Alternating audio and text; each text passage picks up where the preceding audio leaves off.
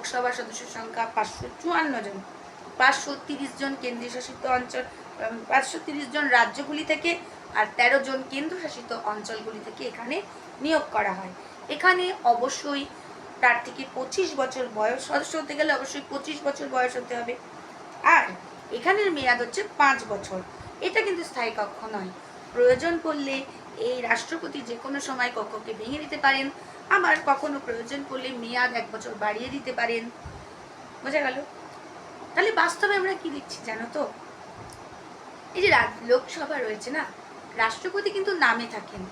রাষ্ট্রপতির হয়ে সমস্ত কাজকর্ম, প্রকৃত ক্ষমতার অধিকারী হলেন প্রধানমন্ত্রী এবং তার নেতৃত্বাধীন মন্ত্রিসভা।